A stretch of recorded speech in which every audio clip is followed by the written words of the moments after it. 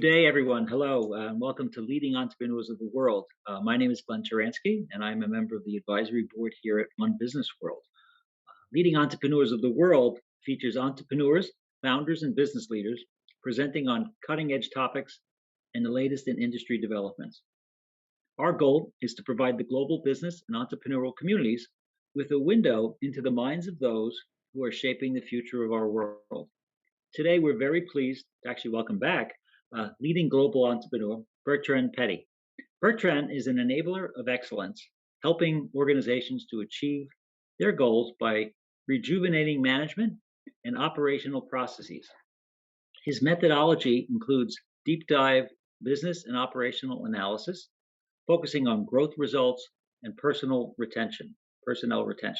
Bertrand is the managing partner at Vitruvius Partners Group. He's the Chief Executive Officer of Ausonia Cruise Holdings and an Adjunct Professor of Management at the International University of Monaco. Bertrand, it's great to welcome you back here again today. Good afternoon to you over in Europe, and we're excited to hear your presentation today about the power of storytelling and how that plays a very important role in leadership. So we welcome you again and look forward to your remarks. Thank you, Glenn, and thank you, Stelios, for welcoming me for a second seminar today. And greetings to everybody from the lovely Principality of Monaco. It's still a little bit summer here, so we're a little bit lucky. And yes, today I wanted to cover a very important topic, something that we usually don't cover in business schools, right? It's about the power of storytelling. I believe that every great leader is first and foremost a great storyteller. Yet, we don't teach, we don't educate our young leaders in how to first identify great stories, what stories to tell, and second, obviously, how to tell great stories. So today I wanted to cover a little bit of this topic with you. So in the next half an hour, I hope you'll find it entertaining, but mostly educational as well. Now, I'd like to start with this beautiful drawing. This painting was found in a cave in southern France about 20 years ago, if I remember well. This drawing is about 30,000 years old. And I put, you see, I did a TEDx Monte Carlo in 2016. And I put the link here for those of you that are interested.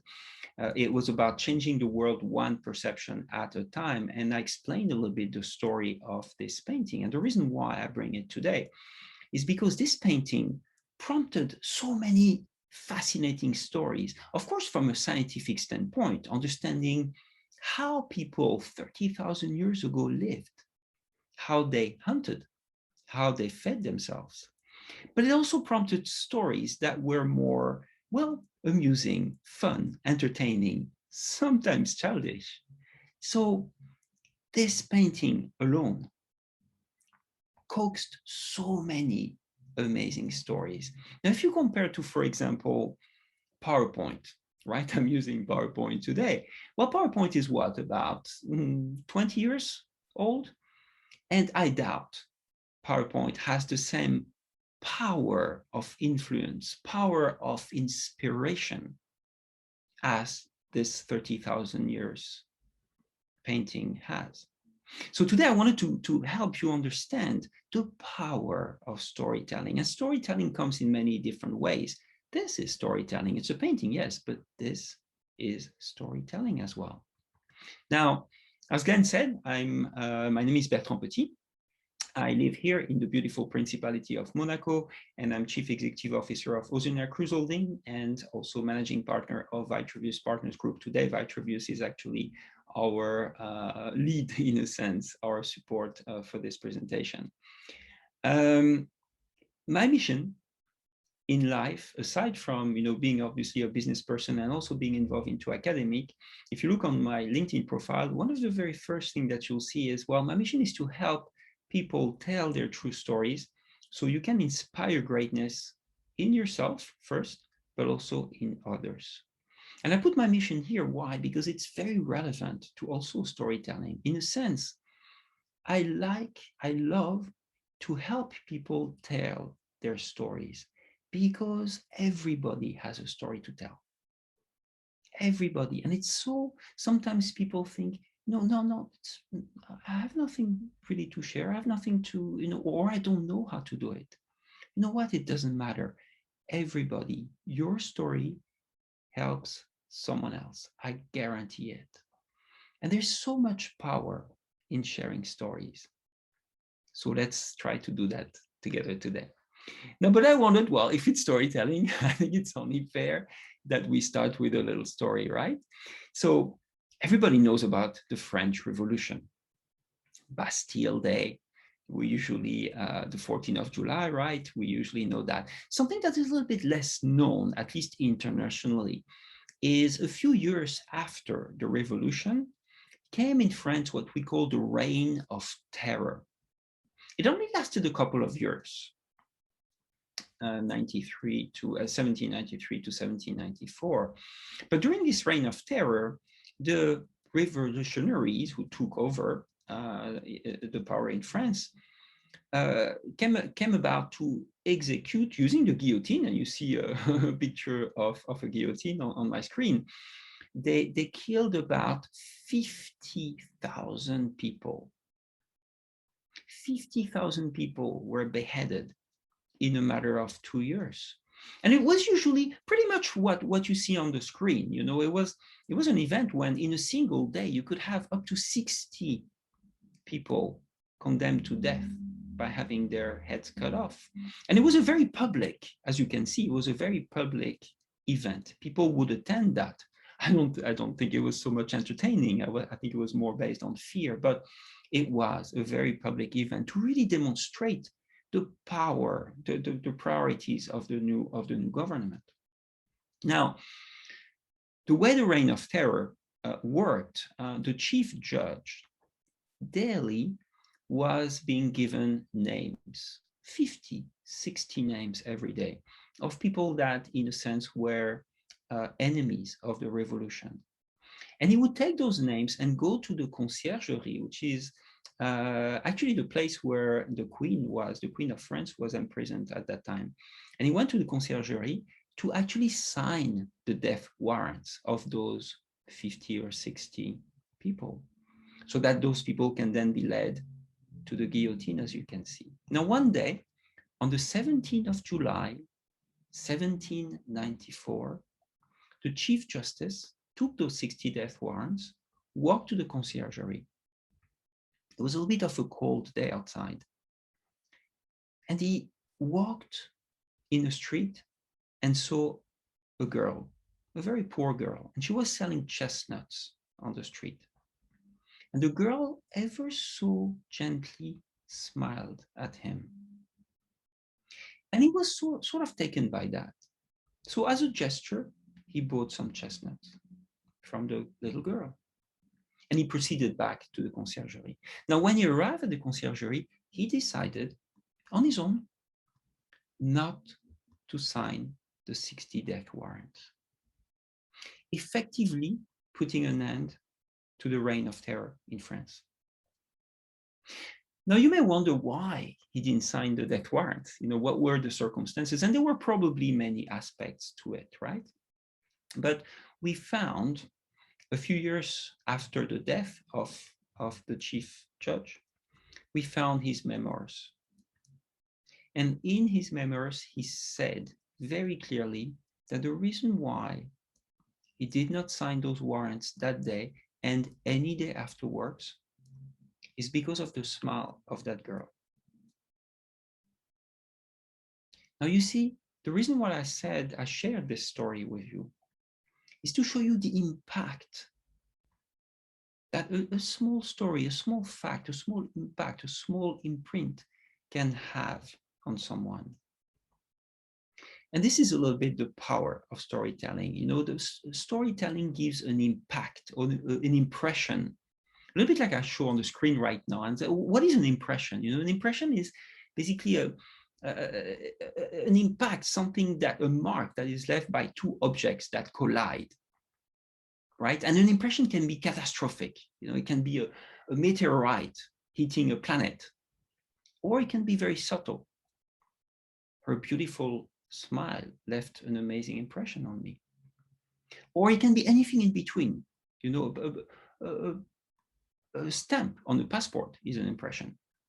A fly or bug hitting your windshield is an impression, right? Although it's one that we could do without very easily. Impression can be very small or they can be very big, but impression create stories. A little bit like impression leads to expression. Similarly to inhale and then exhale. And in a sense, impressions, in fact, also are at the genesis of, well, language, for example.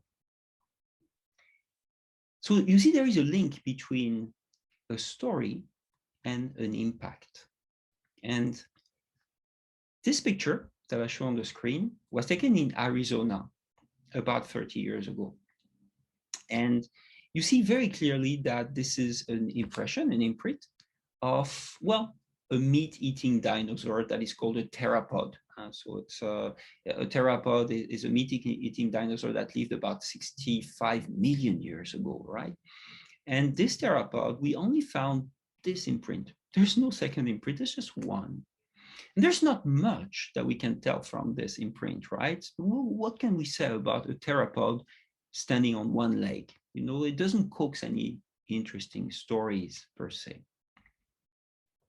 But a few years later, this was found in the Biloxi River in Texas. And what you see here is much more interesting. You can start telling stories about this. You see, clearly there are 4 sets of footprints. One of them that is more in the center was identified as being a man footprint. It's sort of straight, it goes straight. So the man was probably running one way, very straight. And there are 3 other footprints that are, well, theropod footprints. And those are going all the way, sort of going right and left and right and left. So there were 2 trains of thoughts at the time.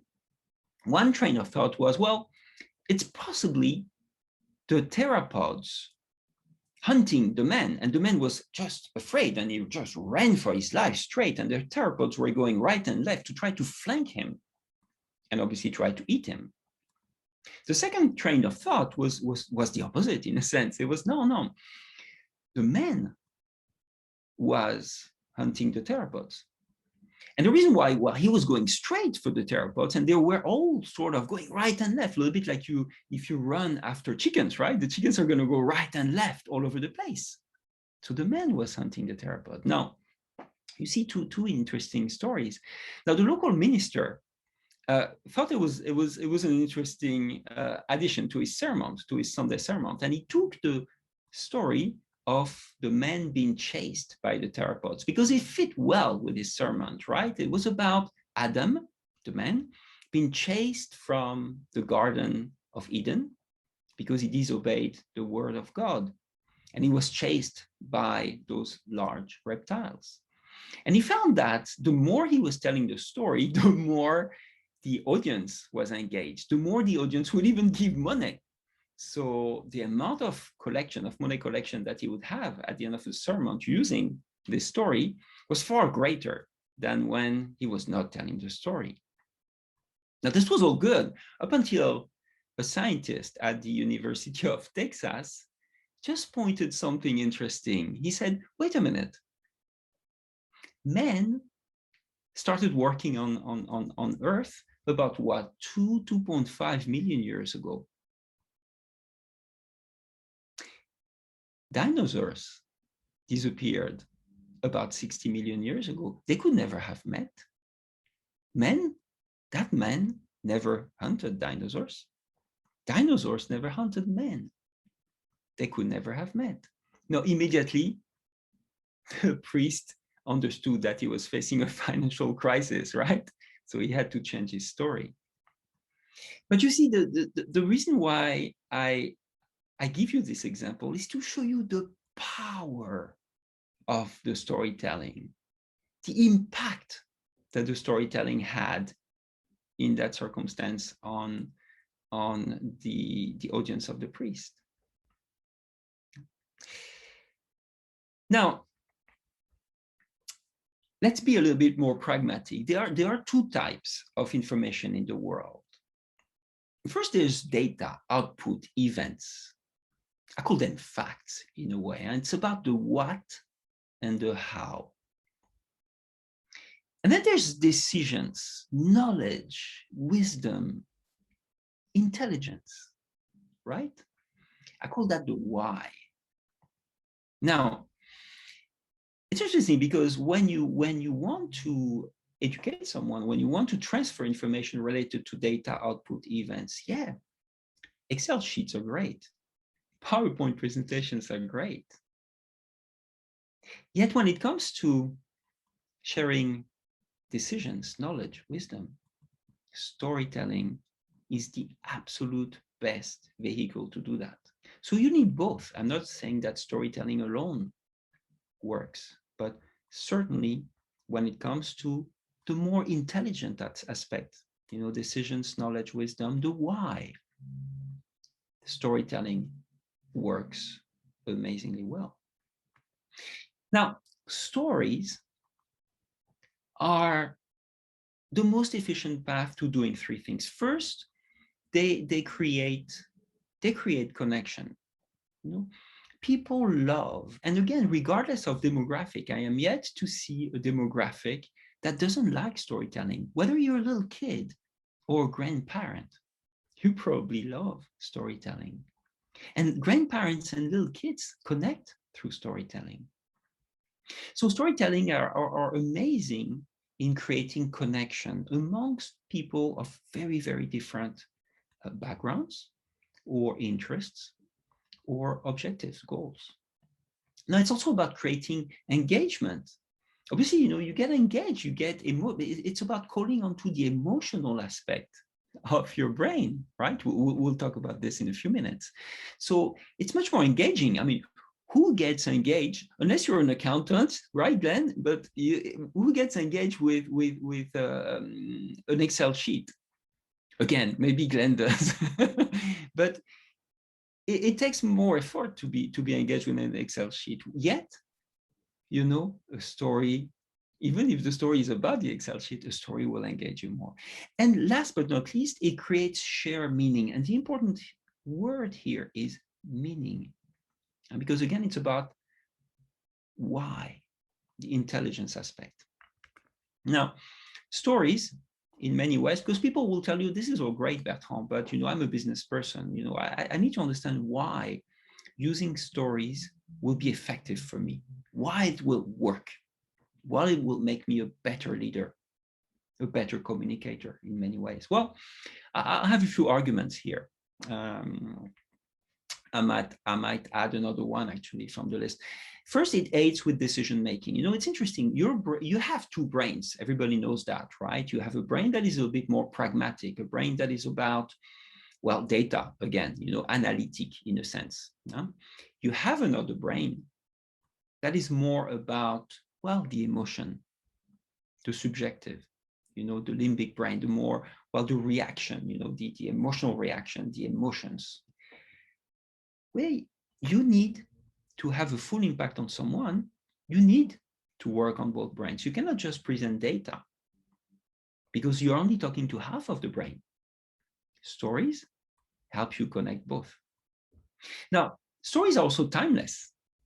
I'll take the example of the Bible. The Bible is a story. Whether you believe in the Bible or not is irrelevant. I'm not making an argument about this today. But the point is, the Bible is a story, and it is timeless. People today relate to the Bible the same way as people related to it 2,000 years ago. Stories are timeless. Stories are memorable.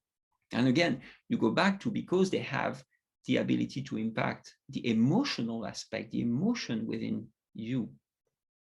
The visual, they call upon many senses. You will remember. And I'll give you an example, very pragmatic. There was a test done whereas, and I don't remember if it was 20 or 30, but they would give to a group of people a list of 20 or 30 items written on a piece of paper. Very simple. They would ask you to look at it for 1 minute, and then they would remove the paper and try to see how many items you remember. They would then do the same exercise with a different group of people with the same items, except instead of showing you the items on the list, they will tell you a story about those items. And they found that on average, people remember more when they were told the stories than when they were shown the list. So stories are more memorable. Stories are contagious, right? It's very difficult. Well, we're all business people. We tend to, and me first, we tend to send emails. We tend to send memos. We love memos, right? Who doesn't like memos? Memos are not contagious.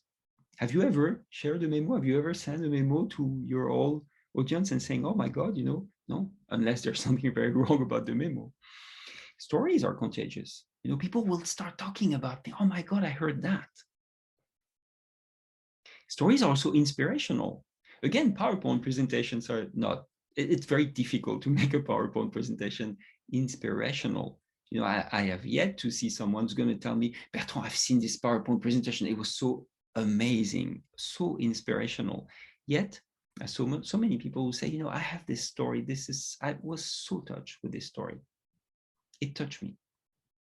So stories are also inspirational.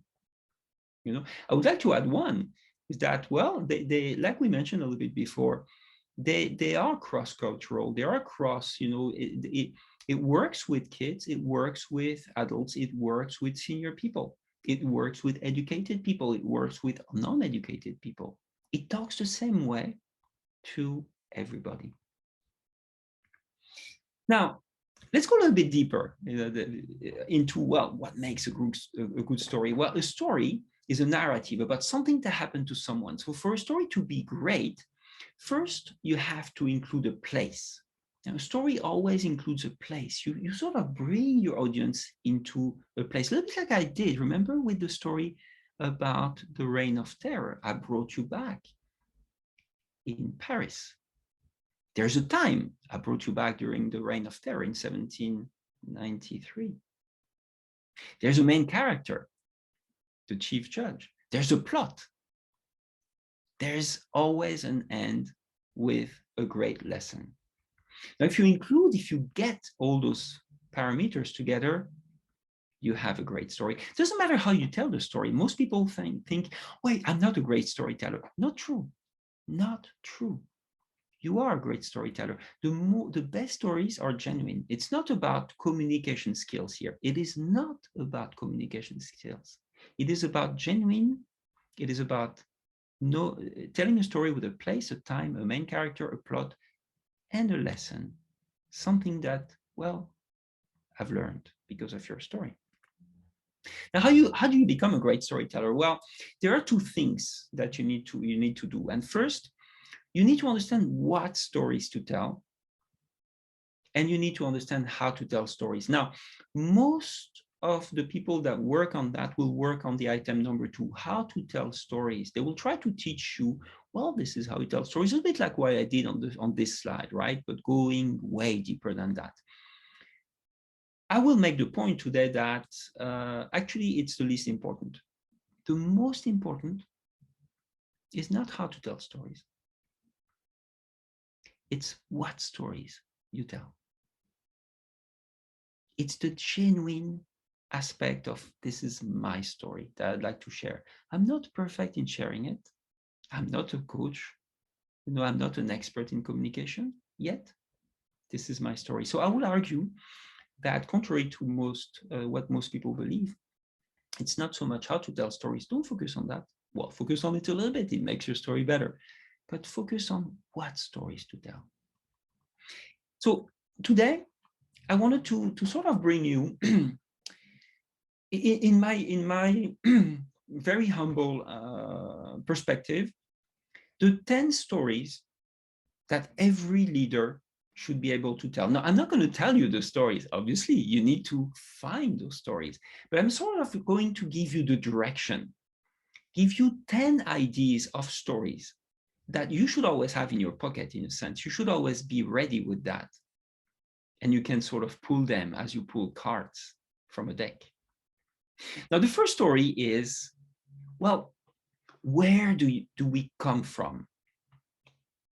It's about the founding stories. And it's interesting because, well, we're talking now to leading entrepreneurs of the world, right? And you don't quit a job to create your own company if you don't have a passion, if you don't have something strong behind that says, you know what, I really truly believe in that. I'm going to leave the security of my employment and I'm going to absolutely fight for that new venture. Well, you know what, that story, the why, has so much meaning. It is so important. It is so meaningful. And I would argue even that it is a tool.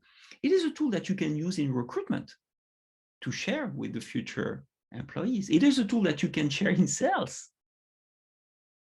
It's much more powerful than trying to just put forward the advantages of your product. No, the why. Why is this company here? Has so much impact. It's a story that you tell also with investors. You know, and in one of my venture, and actually Glenn is involved in that other venture with those in Cruise Holdings, and we work with investors and we work with a partner here in Monaco. And what I like about them, the first time I work with them on a different project, they you know, we're talking to investors. So I was prepared. I came to them with, you know, my full deck of, well, numbers, Excel sheets, right? And the guy, the CEO of the company, looked at me, smiled at me, and said, "This is all great." He took the deck of Excel numbers, put them on the side, looked at me, and he said, "Tell me your story."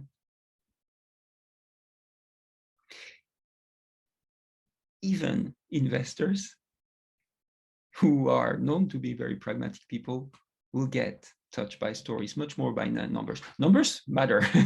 No, I'm not saying they don't matter, but stories will certainly help do that first sort of contact with them. So where do we come from? You know, is the first element that I wanted to cover. The second story that you should always have, in a sense, in your pocket is, well, why can't we stay here? And this is about change. This is about change management. And Vitruvius Partners Group is actually a company. We work on change management, and this is our specialty. We help organizations change. Now, people don't like to change. Every organization actually is here to resist change. We don't like change. Change is uncomfortable. As a leader, yet, you will need to lead change daily, always. I think actually today, the main responsibility of a great leader is to manage change, to inspire change even, not just manage, to inspire change. Now, how do you inspire change? Yeah, of course you can share data. Yeah, of course you can share sort of the pragmatic approach. This is why we need to change. This is what it will bring us, you know, and maybe you can say, well, you'll have more money in your pocket at the end of the month. Great, you know. But stories are much more inspiring when it comes to, well, making people not only accept change, but embrace change, believe in change. So why can't we be here? You know, it's about asking questions such as, well, what problems or frustrations do you experience? What are tangible ways that you'll know that change is working? You know, it's about asking questions. The third story that I absolutely love, well, once we know, you know, where we come from, why we can stay here, well, you see there's a progression, right? Where are we going? And this is about sharing a vision. It's a vision story. And it's interesting because most people, and the trend right now is to say, well, you know, we all know we have to create our vision, right? Every entity, every organization is working very hard on creating a vision statement. And usually the tendency is, well, the shorter, the better. We believe in simplicity. We believe that the shorter the vision, the more it will have an impact.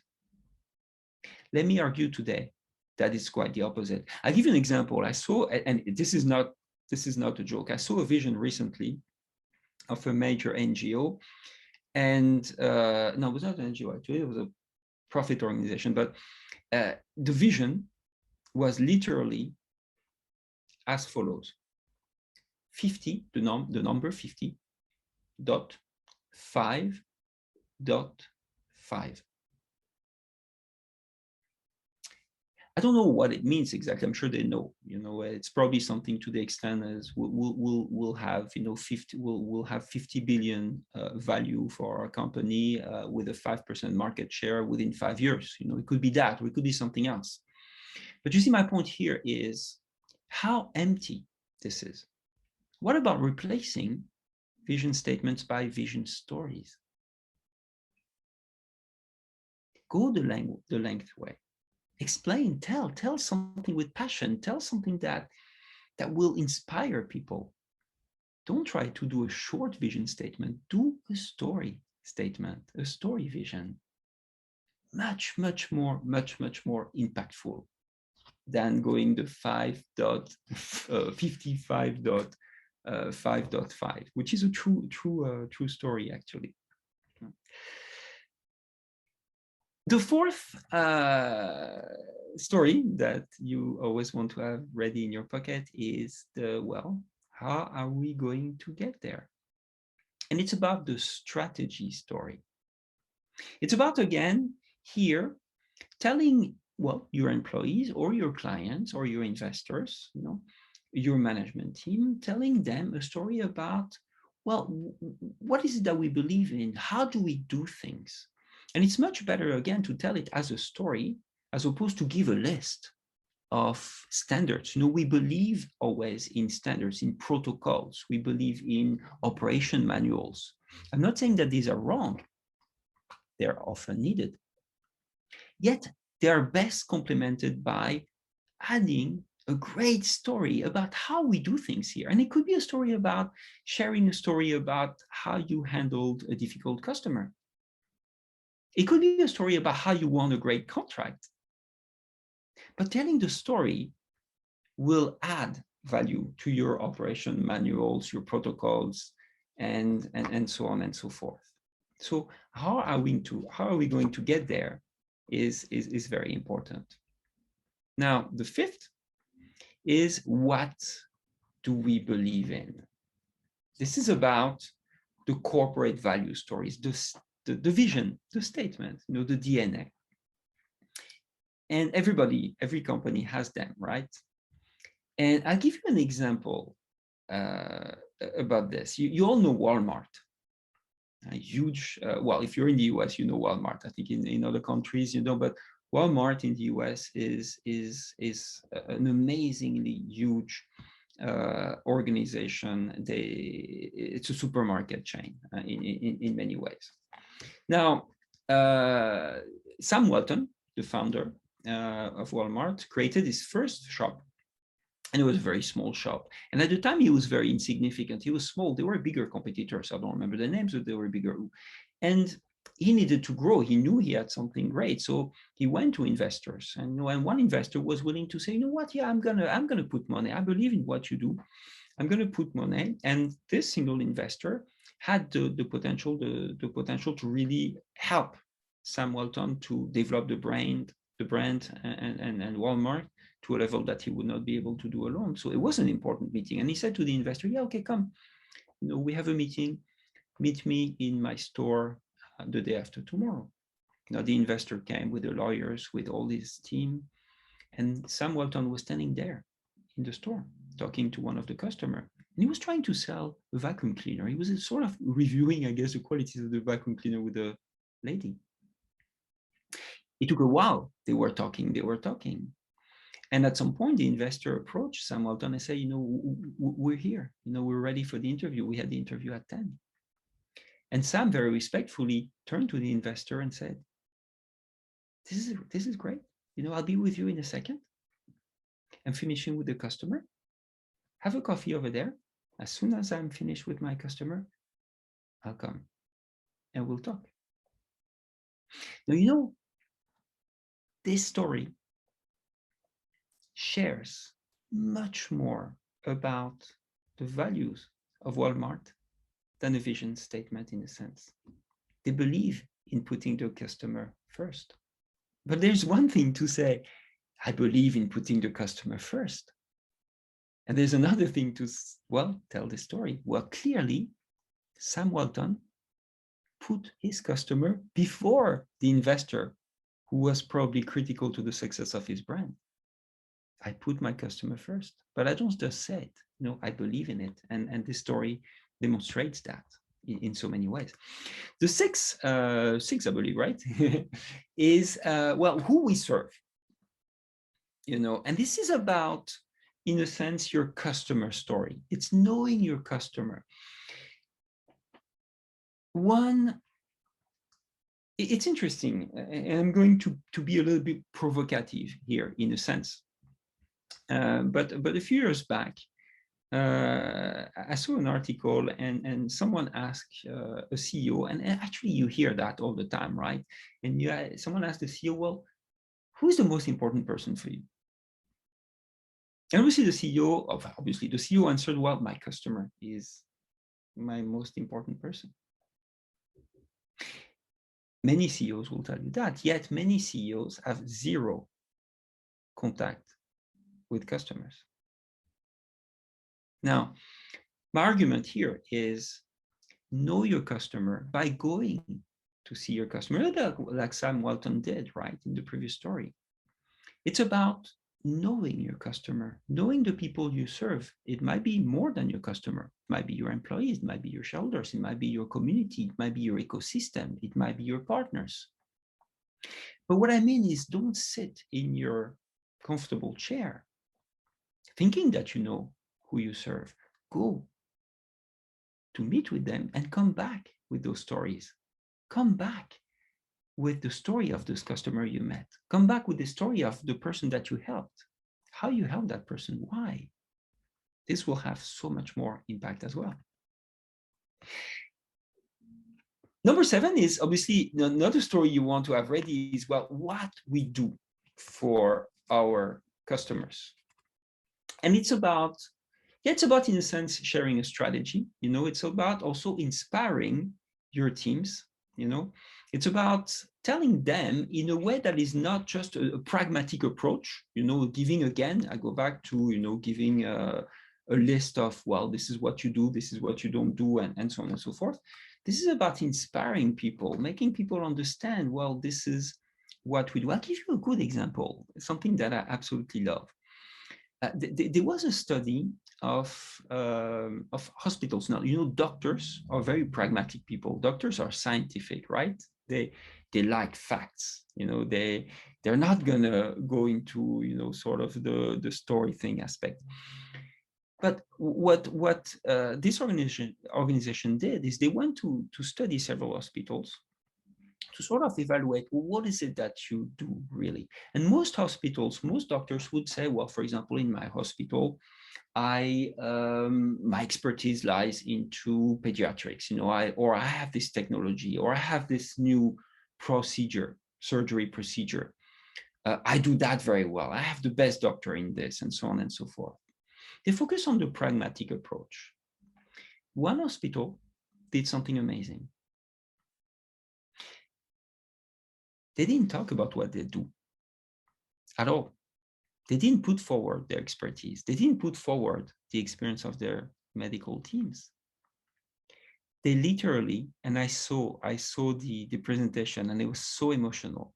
All they did, no voice, no explanation. They showed 25 photos of kids playing and smiling. It was a children's hospital. But what they were saying with this is, we bring back life to those kids. We bring back their ability to play. We bring back their ability to live. We bring back their ability to laugh, to smile. And that had so much more meaning than, yes, I have this best technology. Yes, I have this best doctor. Yes, I have this best procedure. So it's about a sales story in a sense. You're selling something, but sell something not based on you, but based on how you serve. How are we different from our competitors? It's also an interesting story to tell, right? We all try to be different. We all try to have a differentiator, to say, well, this is why you need to buy from us. And yes, again, you can go through a list of, well, this is why, we're the best. This is, again, based on technology, maybe based on the team, maybe based on, and we all do that. I do that, right?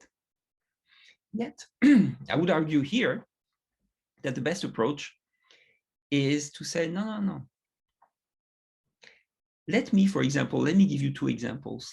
First, if you talk to a customer of yours and you ask this customer, you used to buy the same product with my competition.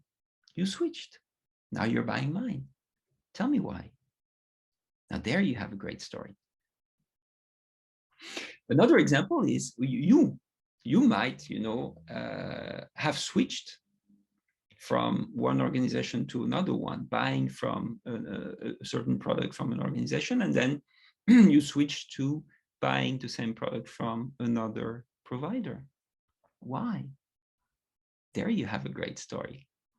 And you see, those stories have much more, again, impact and meaning than just stating a list of benefits. So how are we different from our competitors is a great story to share. This one is an interesting one. Why I lead the way I do. Obviously, this is about leadership, and there we go, personal. And I'd like to cover, I have a little note here, and I'd like to read something about this. I heard, and this is in an article, and a leader was asked, well, what is your leadership style? And her answer, and she's a very respected leader, by the way, I won't bring any names, but her answer, and I read here, is, well, my leadership philosophy is to synergistically leverage my organization's unique capabilities and value-added activities to drive employee engagement, outside-the-box thinking, and ultimately maximize value creation for our shareholders, employees, and customers. You see how, great sentence, great set of words, yet so impersonal, so in a sense vague and empty, that in a sense, it doesn't tell me anything about you. It doesn't tell me anything about why you lead the way you do. It's much more interesting to tell stories about, to ask questions to yourself, in a sense, what were difficult situations where I had to show great leadership? What was the biggest leadership or management mistake you made? What leader do you admire most and why? What leadership decision are you the most proud of and why? What guidelines do you operate under? And again, why? Those make great stories, and those will inspire people, and those will tell much more about you as a leader compared to a statement such as the one I just shared with you. So why I lead the way I do. And I'd like to finish with, the 10. I think we reached the 10 story to have in your cards, is why should I want to work here? Now, it's interesting because I think we've all gone to job fairs, right? And when you go to a job fair, you go to one booth, you talk to the company, and then you move to the second booth, you move to the third booth, you move to the fourth booth, and you probably realize that booth after booth, aside from obviously some differences, but the content of the message is the same, right? They're all trying to sell you the same things. They're all trying to tell you that this is a great working place, that you'll have great benefits, that you'll have a car, you have food, you have whatever. They try to sell you. There's no difference. I argue here that instead of trying to sell benefits, instead of trying to do as the others do, maybe it's a great opportunity to share a story. Now, it could be anything about, well, why do you work here? Why, is there an example where you were lured away from your company, yet you decided to stay? What made you stay? What do you like about working in this company? Why are you so engaged into your workplace today? Those are great stories to share, as opposed to just sharing benefits and so on and so forth. So why you should want to work here is also an important topic and an important opportunity to storytell. I'd like to finish today's presentation with a quote that I think is very relevant to storytelling. Tell me the facts and I'll learn. Tell me the truth and I'll believe. But tell me a story and it will live in my heart forever. And that is the power of storytelling.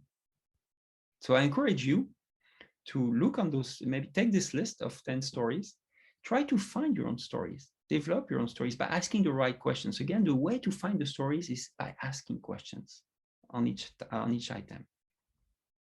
And if you want to know more about storytelling, I have also a YouTube channel, which you see here, and it's youtube.com/Bertrand Petyt.